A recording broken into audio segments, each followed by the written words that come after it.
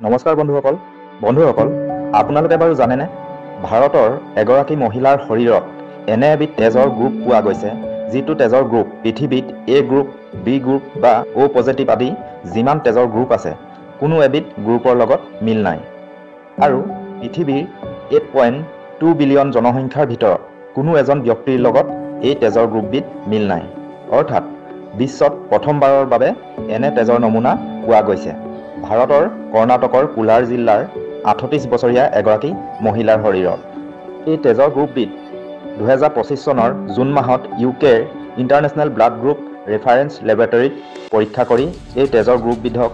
পৃথিৱীত এটা নতুন ব্লাড গ্ৰুপ নাম দিয়া হৈছে যিটোৰ নাম হৈছে CRIB ইয়াৰ অৰ্থ হৈছে CR মানে প্ৰমাৰ ব্লাড গ্ৰুপ সিস্টেম আৰু IB মানে হৈছে ইণ্ডিয়া বেংগলোৰ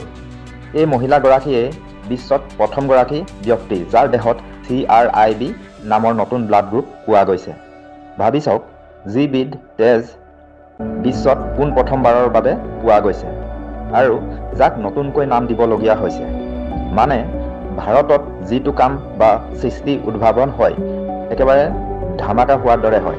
যি নেকি বিশ্ববাসীৰ মাজত চমক সৃষ্টি কৰি তোলে তথ্যখিনি জানি যদি উপকৃত হৈছে তেন্তে আনে জানিবলৈও ভিডিঅ'টো শ্বেয়াৰ কৰি দিব আৰু প্ৰতিদিনে এনে ধৰণৰ নতুন নতুন তথ্য জানি থাকিবলৈ আমাৰ ইউটিউব চেনেলটো ছাবস্ক্ৰাইব কৰি দিব আৰু যদি আপুনি আমাৰ ফেচবুক পেজটো চাই আছে তেন্তে আমাৰ ফেচবুক পেজটো ফলো কৰি দিব ধন্যবাদ পুনৰ লগ পাম অন্য এটা তথ্যৰ ভিডিঅ'ত